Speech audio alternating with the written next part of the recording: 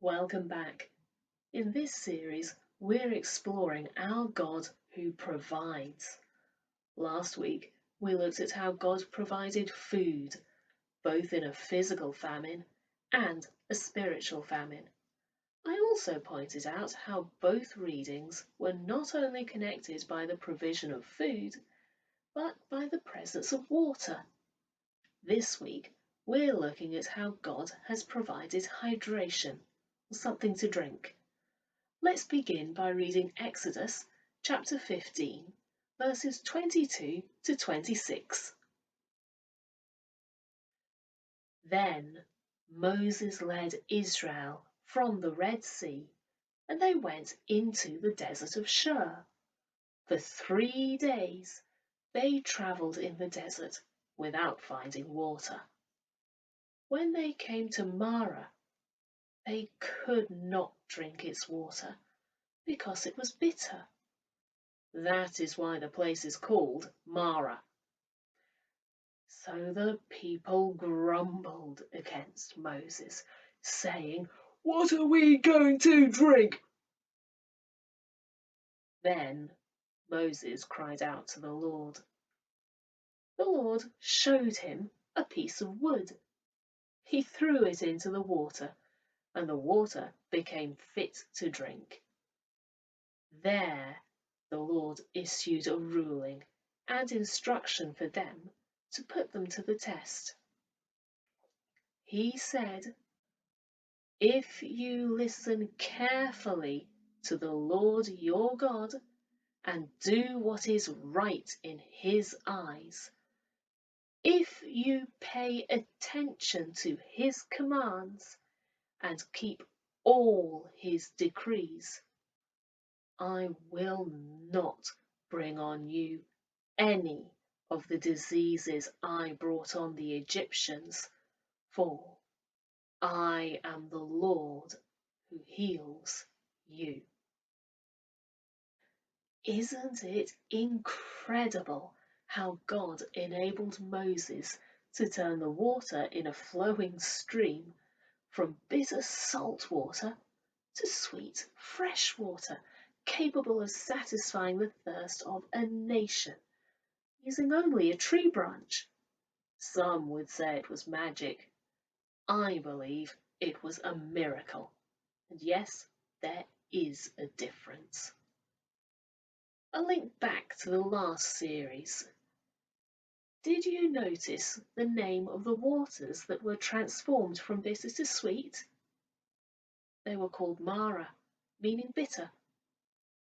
Do you remember what Naomi said she should be called when she first returned to Bethlehem? She said, "Call me Mara."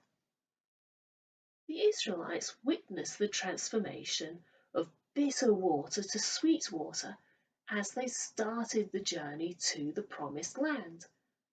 And Naomi experienced the transformation of her attitude to God from bitter to sweet as she journeyed spiritually to the place where she could be used by God in raising Obed, her grandson. Did you notice the last words in this passage? "I am the Lord who heals you," or "I am God, your healer." Was God saying that if we obey him completely, as Moses did by throwing the branch into the water, then he will heal us in the same way he healed the water? On another occasion, God instructed Moses to speak water from a rock.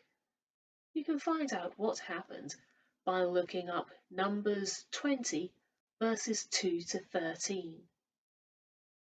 But now, let's read the Gospel account of when Jesus did something very similar in John chapter 2, verses 1 to 12.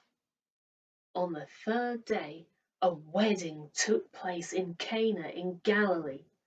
Jesus' mother was there, and Jesus and his disciples had also been invited to the wedding. When the wine was gone, Jesus' mother said to him, "They have no more wine."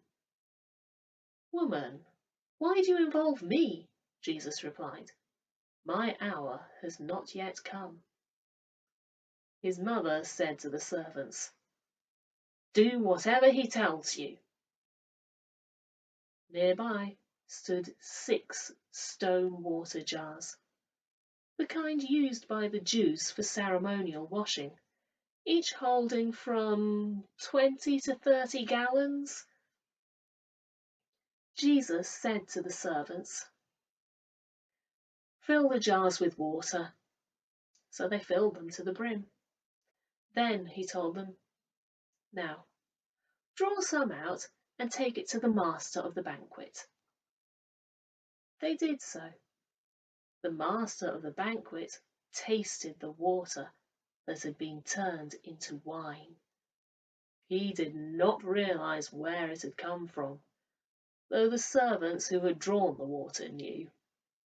Then he called the bridegroom aside and said to him, "Everyone brings out the choice wine first, and then the cheaper wine after the guests have had too much to drink. But you have saved the best till now?" What Jesus did here in Cana of Galilee was the first of the signs through which he revealed his glory, and his disciples believed in him.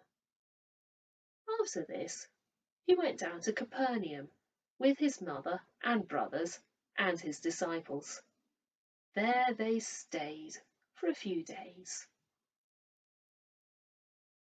Here we have another account of water transformed.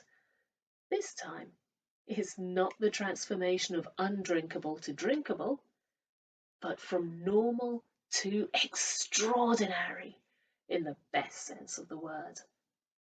I have often heard it taught that when Jesus transformed the water into wine, he was implying how much better things will be on his wedding day compared to a normal wedding day. If you look at this reading together with the one about the waters of Marah, I wonder if this interpretation is all there is to see.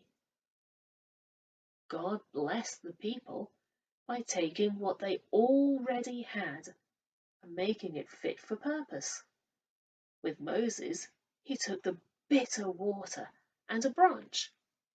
In Cana, he took well water and some stone jars. In both cases, he provided more than was needed in a simple way that only asked for obedience. Have you noticed how often God provides for our needs with more than enough left over so that we can share the blessing, providing for the needs of others? Beside Marah, everyone knew what had happened, compared to in Canaan, where only a few knew. Did the people in Marah rejoice when they tasted the transformed water? How many doubted and waited to see what others said before risking a sip themselves? One thing is certain, at the wedding, everyone enjoyed the new wine, drinking without fear of a bad taste. Next week, we'll look at something different God did with water to show how he provides for us in new ways. Remember to like, comment, and share the truth of the Bible as widely as possible. I'll see you next time. God bless you.